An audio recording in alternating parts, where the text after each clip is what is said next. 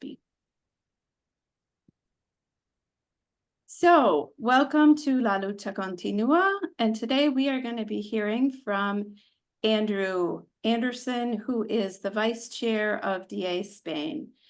Andrew is a retired civil service executive who was appointed by George Bush to assist in the stand-up of TSA after 9/11. Andrew continued as a civil servant with the Customs and Border Protection Agency, and he served under Presidents Bush, Obama, Trump, and Biden. He participated in California and Virginia politics as legislative staff, poll worker, precinct captain, Virginia state delegate, commissioner for the city of Alexandria, and Democrats abroad. And prior to civil service, Andrew was a corporate consultant working with General Motors, Delphi Automotive, state governments, California and Virginia, and system engineering. Andrew is a veteran of the U.S. Navy. He's one of the most organized people I know, and he has put together an incredibly interesting presentation for you all today. So over to you, Andrew. Well, thank you. That's very nice. So good afternoon, good morning, good day to everybody that's out there. Thank you for joining this. I'm hoping that this will be an insightful presentation. I promise to make it as community as possible. So if you have any questions through the presentation, just ask the question and we'll take it right up front. You don't have to wait till the end. What I want to do is set the table. So setting the table really means is what am I going to talk about? And what I've got in front of you, and you can see in front of us, is a video. And I hope you don't mind the video. It's a quick clip on Project 2025 and kind of gives a big picture, rounded edges of what Project 2025 is and who's involved. And I think it's important because it's going to drive the rest of the conversation as we go through the rest of the presentation.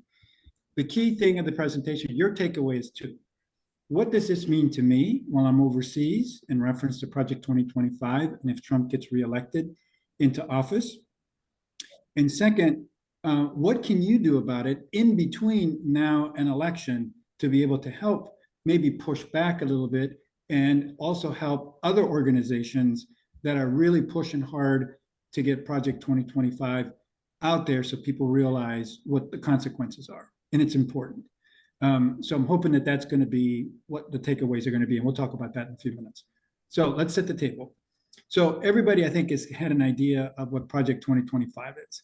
Project 2025 is quite an ominous document, 800 plus pages, written by a lot of people from the Trump administration and very conservative organizations that are trying to rewrite American government from the FDR days. So the New Deal, they want to destroy it. They've been trying to destroy it since the 70s.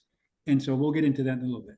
But for right now, if you'll indulge me, is I'm going to show this clip and pay attention to kind of some of the key things. One is who's involved? What are they saying about it? And most importantly is who really is behind this? And I think it's important because you're hearing a lot of different things about, no, I don't know anything about it. So we'll go to that. So if everybody is okay with that, I'm going to start the clip. Let me know if you can hear it. Been at the center of much discourse around Donald Trump and his possible second term if he wins in November.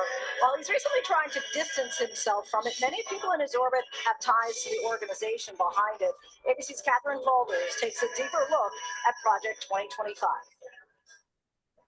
Republicans meeting in Milwaukee this week, voting on the first new Republican Party platform since 2016, enacting a list of key policies former President Donald Trump and Republicans across the country will run on. Thank you very much.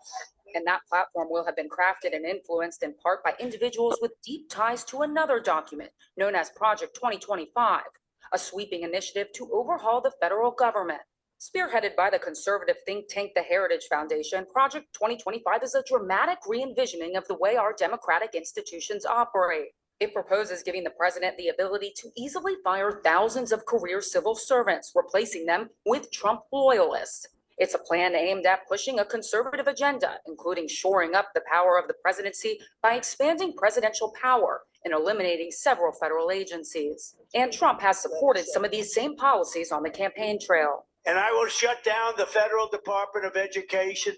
The proposal also calls for a reversal of the Food and Drug Administration's approval of abortion pill mifepristone, but Trump said earlier this month he does not support blocking access to it. The presidential transition blueprint is composed of 4 pillars, a policy guide for the next administration that would include a LinkedIn-style personnel database for potential employees, complete with a training program called the Presidential Administration Project. It also includes a blueprint outlining proposed actions to be taken in the first 180 days of the administration.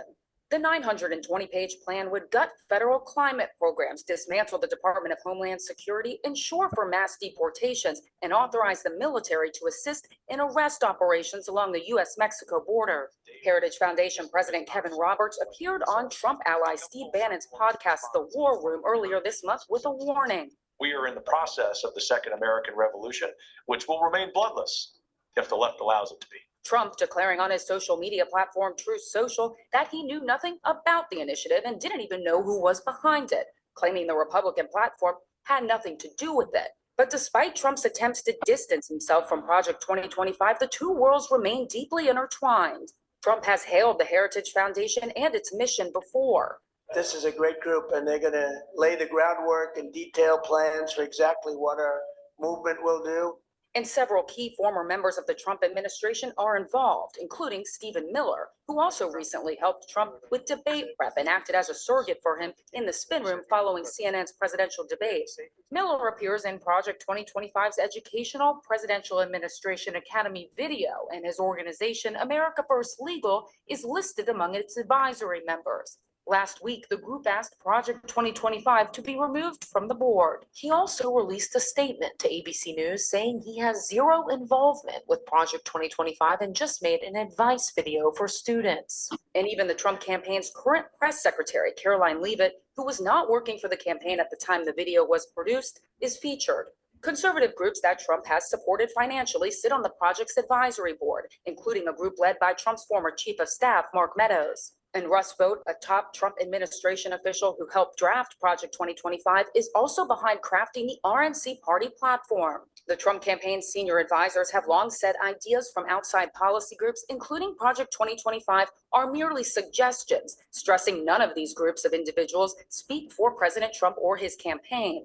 A spokesperson for the RNC said Trump's campaign and RNC platforms are the only policies endorsed by President Trump for a second term. But as recently as April, Project 2025 senior advisor John McAtee, previously a Trump White House advisor, told the Daily Wire he was working to integrate the presidential transition blueprint with the Trump campaign, while also attempting to create some distance between the two. Obviously, there will need to be coordination, and the president and his team will announce an official transition this summer, and we're going to integrate a lot of our work with them. But I think keeping the two separate is actually the most beneficial way to go about it. President Biden has assailed the plan. Project 2025 will destroy America. Look it up. Biden saying in a statement it would give Trump limitless power and enable him to use the presidency to enact revenge on his enemies. Fellow Democrats calling it a reckless agenda, but also framing it as a warning to voters ahead of the election. The extreme MAGA Republican agenda is to jam Trump's Project 2025 down the throats of the American people. It's dangerous, it's dastardly, and it's diabolical. So let us be clear. This represents an outright attack on our children, our families, and our future. And all of this is to say, I do believe this is the most existential, consequential, and important election of our lifetimes. Project 2020. Okay, well, thank you. I hope you guys got a little bit of good understanding or a taste of this. So just going back over what we're talking about here. So the origins of, and I call it P25, but it is Project 2025. It actually started, and it's important to note this because it's been going on for a long time. It started in the Reagan era, and they actually had created some of these chapters and some of this information even back as far as Reagan. It was an anti-New Deal attack to move the United States away from New Deal activities and programs and go towards more of a private sector world. And if you remember in the 90s, the Clinton-Gore movement, where we talked about reducing government, streamlining government, those type of things, those were all part of it. Although from the Democratic perspective, it was trying to just create government efficiencies. The Republican side was always about how to minimize government to the smallest number possible. Also, you may have heard, or you may not know this, but they're also talking about a unitarian presidency. You may be aware of that. That's basically giving all the power to one of the branches of government versus the equal distribution of power among three branches: the Congress, Supreme Court, the legislature, Supreme Court, the courts, and the executive. They're moving towards giving all the power to one president, to which what happens is when Congress issues money, they take it and they do with it according to what the agenda is based on this Project 2025. And so the conservative courts in Congress will play along with that if that happens in November. You may are aware of Heritage Foundation. They've been an institution around for many, many years. They've been around since the late 60s, 70s.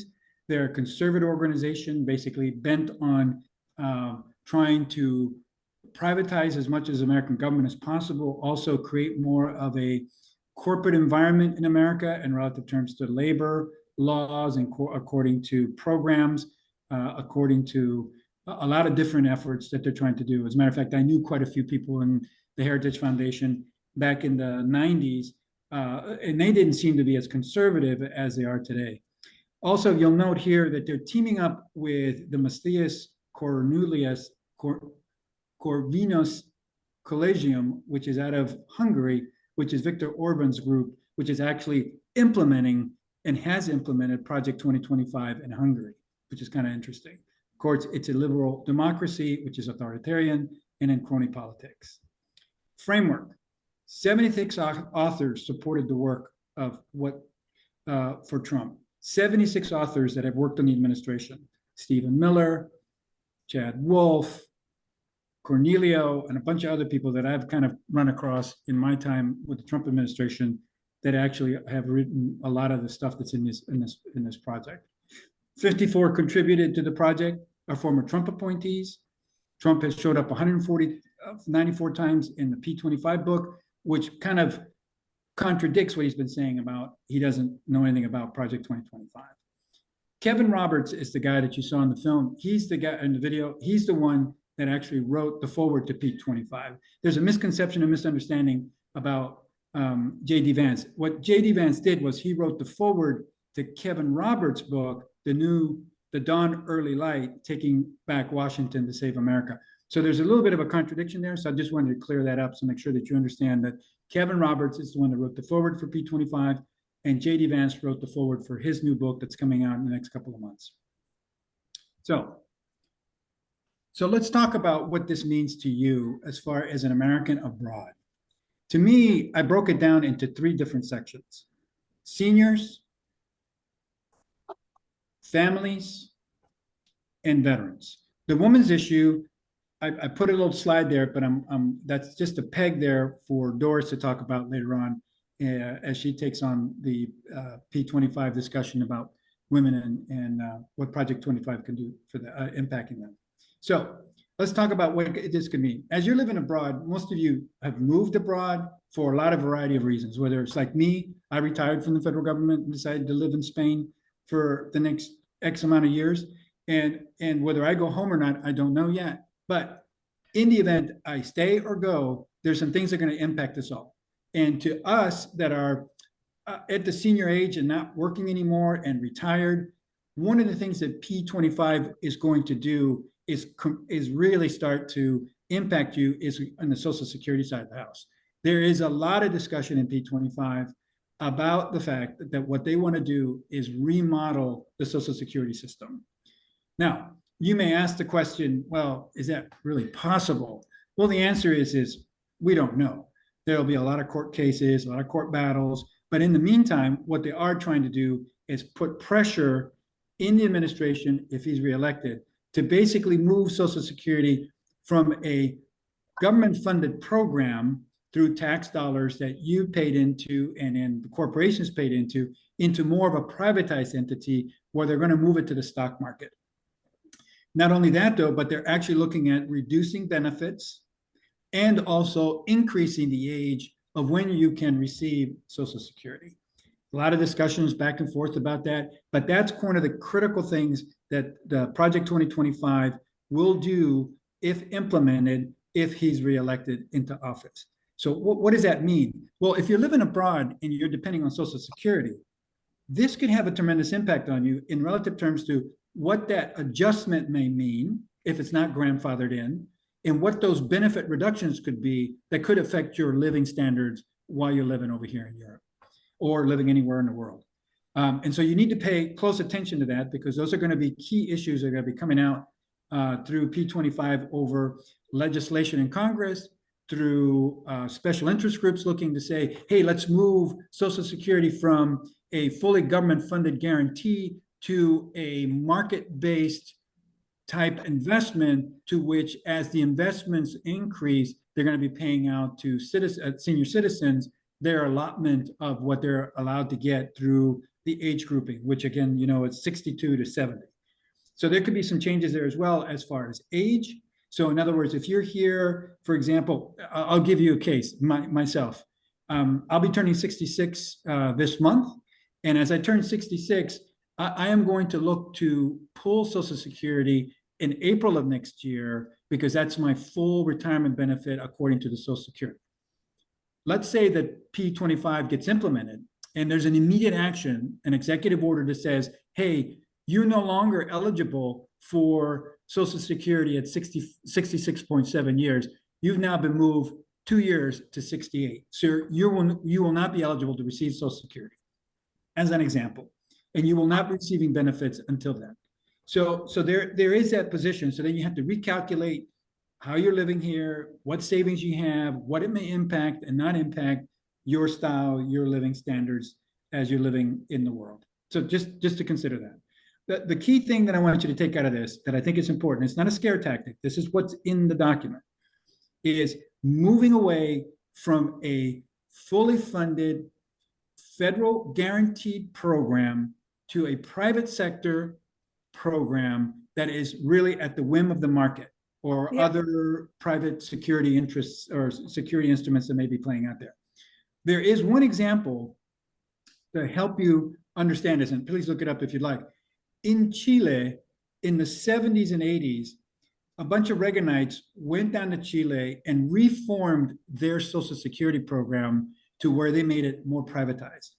And it's not gone very well. And Chile is really going through a real kind of, if you will, Social Security crisis at this point, because the markets never shifted where the forecasts thought they were going to be in order to be able to fund people's retirements. Any questions? Just blurt it out. We'll be happy to answer those. So that's one item that will impact us abroad. Another one is healthcare. So some of you may be saying, well, I live overseas and I'm not picking up Medicare. I'm not going to pick up Medicaid, whatever that may be. I don't need health programs because I've got the ones here in this country. I've got the same thing. However, I did sign up for Medicare back in the United States in the event I go back home. And so at 65, I signed up for Medicare, and I'm supposed to be getting Medicare services when I go back home, if I choose to go back home. In the meantime, what P25 is going to do is going to create some cost-saving measures, and they're not very clear in what they mean by that. And sometimes in the documentation, whoever's writing this, whoever the author was, wasn't sure how deep they wanted to go in, but they wanted to make these brackets so when they turn it over to the administration, and the administrations get staffed by political appointees, and there's discussions about, hey, let's do some cost-saving measures with Medicare. Let's go talk to Congress about writing legislation to cut X amount of programs out and then start to increase out-of-pocket expenses, reduce access to necessary treatment, so you give it back to the private sector, so then it becomes a private sector, market-based driven medical program. Seniors are going to face some financial strains and concerns. Now, what does that mean for you here? Well, it could mean nothing, or it could mean something if you choose to go back to America, or if you have family that has got Medicare and they're living on Medicare, and these programs start to adjust that, which puts them in a more financial precarious position. So think about that and understand what that means in relative terms, the context of Medicare. All right. So for young families, that was the three things: seniors, young families, and veterans. For young families, childcare and education. For those families that have moved abroad and maybe moving back to the US, they need to understand that their states may be moving towards a pro-school choice and voucher program. And some states have already started that, by the way. But other states can start to do that. What they want to do under P25 is make it national, meaning that every state will be mandated to get away from public schools, defund public schools, and start to move money into religious schools, school choice schools, charter schools, and voucher programs.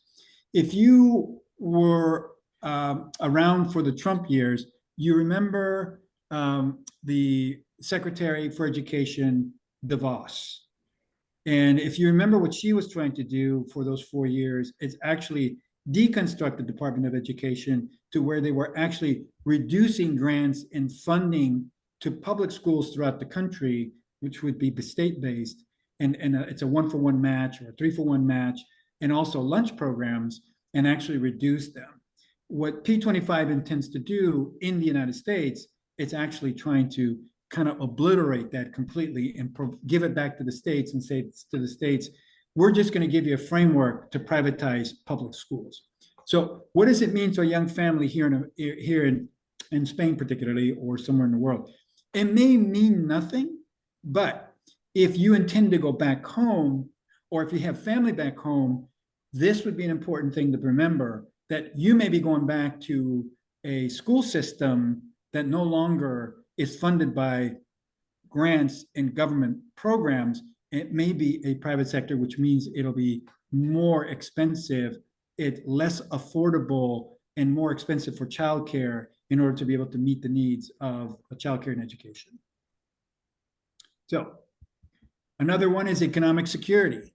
One of the things that P25 talks about quite a bit is the advocacy for tax policy favoring businesses to stimulate growth, meaning moving tax breaks away from the lower middle class, and into the upper middle class spectrum. So what does that mean to you? Well, as an American living abroad, you are paying US taxes. And so if you're in the middle class of American tax bracket, which is about 24% to 28%, somewhere in that variable, you're maybe seeing a tax increase if they implement these type of policies, where they're going to be looking to reduce corporate taxes, reduce business taxes, and offset those by having the lower middle class Americans throughout the world pay for other services that they're trying to increase on or decrease on.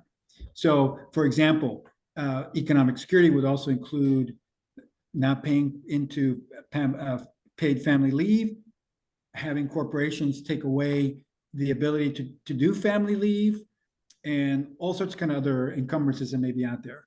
So all of this is to say that families, young families that are living here may be buffered a little bit, but if they decide to go back, these are the type of impacts that they could see when they go home. So I think it's important to know that here, because in the event you go home, this is going to impact you back home. And it's going to impact you back here because you're going to be paying more taxes. All right. Last thing is healthcare. They're trying to, in this P25 is trying to do away with the ACA. So I think you're familiar with the ACA. So for young families, whether here or abroad, ACA will have an impact. They're going to try to take it away. And if they do, they're going to push it back to the private sector, to where they're going to have healthcare being managed by a market-driven pricing versus a more managed government pricing, which is the ACA. So it's going to increase healthcare costs. It's going to reduce access to affordable care. It's going to impact young families that are trying to make ends meet. And not only that, they're trying to pay taxes that they may have to pay an increase of. Any questions so far? Concerns? I'd like to say something about the education part Sure. here. One of the things that happens with the voucher programs is that money that would go to public education gets transferred to these private schools. And the people who can't afford to put their children into private schools leave them in public schools that are worse and worse quality all the time. Which means that if your children are in a public school, they have fewer resources. They probably can't offer as many things like foreign languages or art class or music class or, you know, all the things that get trimmed when there's no budget for it. And especially for families living in small rural areas, there might not be a private school option available, even if they do have the money to pay for it. And yet their local public school is going to be suffering the consequences of having less budget. So I think it's, I mean, the impact of this is just huge. And again, if you're here abroad and you're saying what's in it for me, the reality is what's in it for me is that you being here may impact you if you decide to go back to the United States, or if you're here, it may impact your family members back in the United States. And the more information you have, the more you're able to discuss it with them as to what's just been said. Yes, I think Jonah has her hand up too. I've heard people say that if private schools get more funding from the government or whatever, they will simply increase their fees. So they will still be very exclusive and just get more money from the government, but still lift the bar so there is still even more exclusivity. I think that's probably accurate. There's a really good book that my son gave me to read, which is called The White Ivory Tower. And it's written by a journalist that has spent 30 years writing on American education. And to your point, one of the things that came out in the book, which was interesting, was Reagan in California privatized the university systems. Universities used to be well-funded organizations, which California state funds that the citizens paid for 2 years of free education at the junior college level and a flat rate at the university level. When they privatized everything went out the door, to your point. So as private schools start to get the idea that they can get tax dollars, they start to raise the fees, which means they start to become exclusive, and they become not inclusive, but exclusive. And this is why the voucher programs come into play, but the vouchers programs can't cover those fees. Those parents become indebted to have their kids educated at the elementary and high school level. Just like universities. Look at the debt that college students carry now. This is what's going to happen with school systems if this is allowed to happen. Mary has a question too. Just want to chime in about education because we all know how important this is. Yep. All of these efforts with charter schools and vouchers require massive amounts of advanced planning. So it's only the middle class educated parents who have the time to be planning 6 or 9 or whatever months in advance. So it promotes inequality. Even if the resources were the same, which we know they're not. And that really disturbs me. Oh. Well, but again, I'm glad you're being disturbed, and I'm glad this is coming up, because I think what's important here is the call to action, and we'll talk about that in a few minutes. Yeah. Right. Great conversation. Thank you. Thank you. All right. So to get to the woman's issue, I'm going to off ramp and say that this is Doris's presentation in a couple of weeks, but I just want to plug it for her here. There are issues there for women. Doris will take care of that through her presentation at the next, or whenever the Lucha is. So real quick for veterans, and there are roughly around, depending on who's listening today or whoever's going to listen to this later, we do have a growing population of veterans living abroad. I'm a veteran. I get VA services back in the United States, and there's some VA services abroad in the Philippines, mostly in Asia, in Europe, up in Germany, and down in Rota, Spain, where the bases are. Where they're American bases, there's usually an alignment with veterans. But what I wanted to get to was for Project 2025, what I thought was interesting, which is was kind of interesting to me and maybe interesting to you, and what does it mean to me being abroad, is that as Project 2025 is offering is they want to privatize all of the VA. And so I was a chief of staff for the undersecretary for the VA in the early, let's see, was it 2000s? Yeah. And I had an opportunity to work with the VA and with the undersecretary. And the undersecretary and I would talk about what was in the best interest of veterans. And he was a retired 3-star general. And we would say, well, you know, if you privatize part of the VA, then you're going to open up a whole host of issues because the private sector doesn't know how to handle VA issues. Veteran issues are very unique. I've been very fortunate that my issues are minor compared to other veterans, particularly in Iraq and Afghanistan and in Vietnam, Agent Orange, the pits, the burning pits, a lot of the lead stuff. But what's important here is for us to remember as members from abroad, members living abroad, that the veterans that are living abroad need access to healthcare. Now, they buy healthcare here in Spain, like we all do, but they're also eligible to certain benefits on base. Some of them are eligible on base. And if they start to privatize that, that means that those services are going to be taken away. Why? Because on P25 and what they want to do is they want to start to reduce the footprint of the VA and move it back out to the private sector. But if you move it out to the private sector, your quality of care goes down. Not only that, though, but the uniqueness of the veteran may not be something that they can take into account. As you're living overseas, as you go see a doctor and you're a veteran, an American veteran compared to a veteran from Spain or a veteran from Germany or wherever they may be, there are uniquenesses that they won't be able to help. And that's why the VA has these outreach programs around the world to help those veterans, but they're going to try to take those away.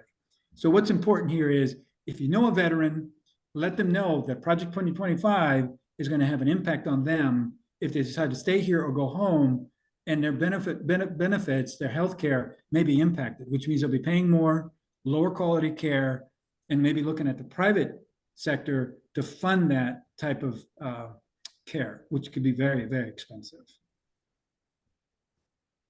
Benefits and support, again, part of that is also re-streamlining the benefits that are cost-cutting for them, meaning they want to cut benefits out, which has a tremendous impact.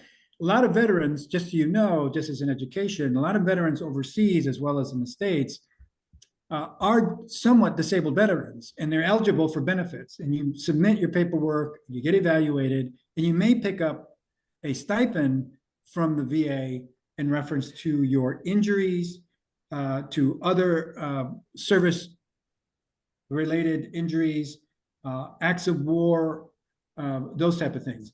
And so what they're trying to do is they're going to radically reduce those benefits, like getting an education. They're not talking about killing the GI Bill yet, but that's in the throes, in the background, to say, well, veterans don't need the GI Bill.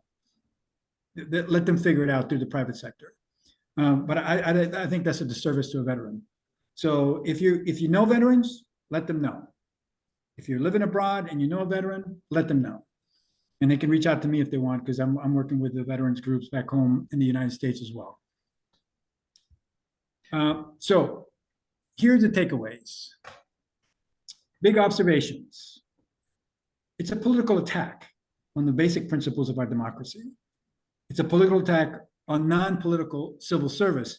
And I want to share with you that this P25 book literally is going to impact you overseas. If they politicize the civil service, that means that your embassy point of contact may be a political appointee that may look at things very differently than a non-civil service person does in an embassy, a consulate, or a service program that's available. I'll give you an example. In Madrid, Madrid's got our big embassy there. At the embassy, we have Social Security people there. We have Medicare people there. We have other benefits people there. And if they're all politicized and the agenda is, we don't care about you overseas, we care about people back home, which is kind of the America First agenda, then you're susceptible to what may happen with the agenda that may come down from the MAGA group. So they may say, well, you know what? Yeah, you want to submit your passport? Go right ahead. Don't know when you're going to get it because you're not important to us. Or, hey, I need help with Social Security. I need some answers. Well, that's your problem.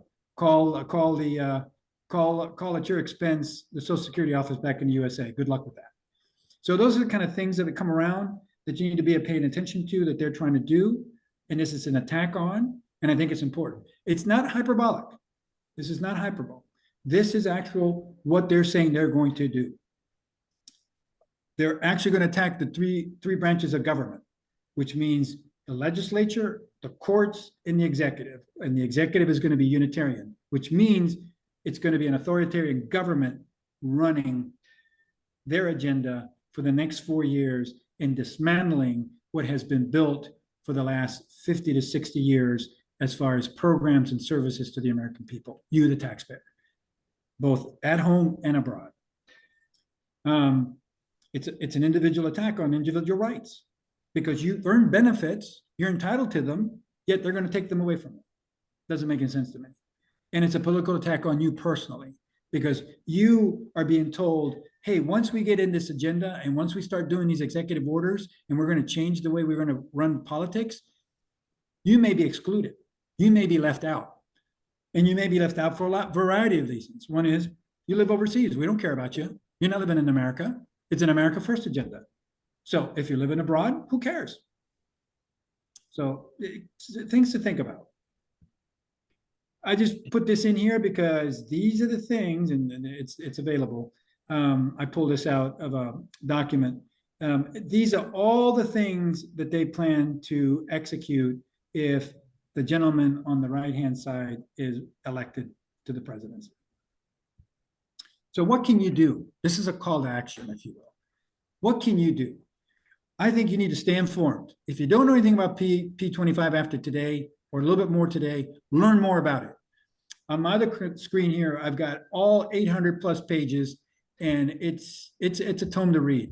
But you can go through sections of it. It's easy, accessible. It's a PDF document, and it's there for you to read. It's worth your time to take some time. Even if you go to YouTube and look at some of the stuff that's out there, I think it's pretty important. I'll give you an example. On YouTube, I found it interesting that Kentucky, Alabama, Louisiana, Missouri, Oklahoma, news stations, local news stations have actually talked about P25 and what the impacts are going to be to their local communities, which is fascinating because these are red states. So they're seeing how this could be impactful to them. And I think it's important to learn more and more about what P25 is about. Participate in discussions like you did today. Vote. Make sure you're registered to vote. Make sure your friends are registered to vote. Make sure your people back home understand what this is about and have them registered to vote based on the agenda that this is not good for them overall. Support the initiatives to promote and protect your interests. Back candidates, as we are doing that now through VP Harris and Walz, and the down ballot tickets as you start to vote back home for your Congress people, for your senators, for your governors, for your lieutenant governors. The immediate action is figure out how to get involved. Get on a website, look at who's out there doing this. I've got a couple websites I can offer you that actually are doing stuff that they're asking for help, such as, hey, can you read a chapter and tell us what it says so we can use it to communicate to more people? See, there's that opportunity. Germany, Democrats About Germany is doing a chapter by chapter presentation about Project 25. So that may be something you might want to do. So if you have the opportunity, if you have the means, if you have the time, I highly encourage you to take the time to look at it, read it, read certain section of it, communicate back home to it, communicate to your other peers and friends here overseas about Project 25, and hopefully motivate them to vote against this type of government control, government that may be coming in November. And that's it. We have a question in the chat box from Allie Reed. What about pensions? Can they seize our assets? That's a good question. And I don't know how to answer that because it's not, there's nothing in there that says they're going to seize assets. I don't know how they can seize assets. Why would they, how would they, let me ask you the question. Why would they seize your assets, you think? It's a good question. I mean, I don't know. All right, do you want to unmute and discuss, Allie? I've just heard of formerly democratic governments becoming autocratic, and I associate seizing of assets with that process. So I just wondered if that would be part of Project 2025. I haven't read the whole thing. Right. No, it's a good question, and it's a fair question. Section 4 economy, Chapter 24, Federal Reserve, Small Business Administration, Trade, Financial Regulatory Agencies. Yeah, the asset seizure, I think, let me look into that for you. I'll cite you the place where if I see anything. But I think the forfeit, the seizure of assets would be something if you've committed a crime or there's some, I mean, there's a lot of different ways to look at it, but let me get back to you on that. So I'll take that as an answer. Thank you. You're welcome. Does anybody else have a question? Otherwise, I have one.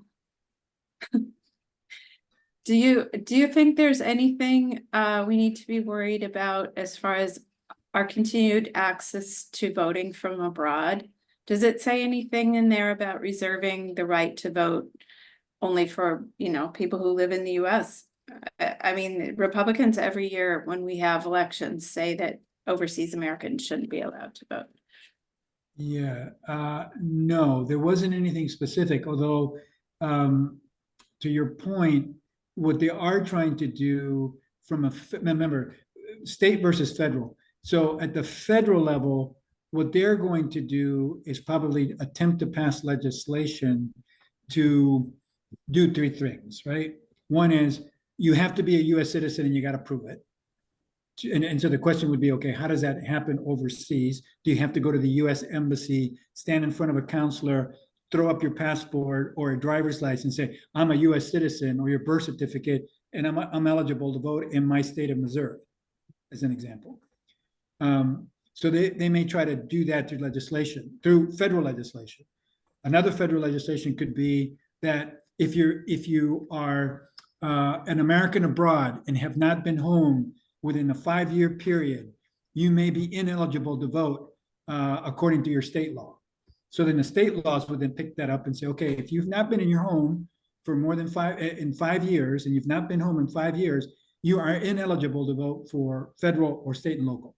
Now, again, don't know if that's the case, but that's potentially something that they could be putting into place. But I don't see anything in here. Oh, actually they do. Independent regulatory agencies, Federal Election Commission. Let me look at that for you. 861. Okay. And I'll get back to you on that. Okay. Any other questions?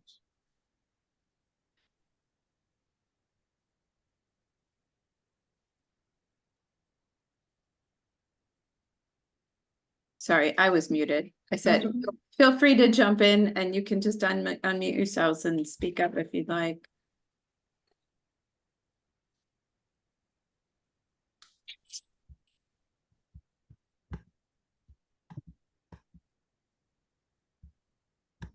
All right, well, so if there's no other questions, then thank you for your time. Thank you for taking the time to listen, and hopefully this has been helpful. You know, I always ask the question of myself, what did I get out of this? And there's only, I would say there's two things that I got out of this. One is the Project 2025 is going to impact us whether we live in the United States or abroad. Just remember that. Second, I can do something about this. I can communicate with other people. I can use my internet to communicate things. I can take some time to read it. I can actually sign up to other groups around DA that are doing similar things, similar Project 2025s, and listening more and learning more from it. And just do something about it by saying, I want to make sure I register to vote, and I want to make sure that I register my other Americans that I find around my neighborhoods to register to vote. And I think that's the important thing. If we can turn out the number, we have a very good chance of winning this election. And I'm hopeful that because of the Electoral College will be the determining factor of the election, that we will have enough votes to turn the Electoral College in VP Harris and Walz's favor. And with that, I thank you for your time. Amen. Thank you. You're welcome. Thank you. It's very interesting.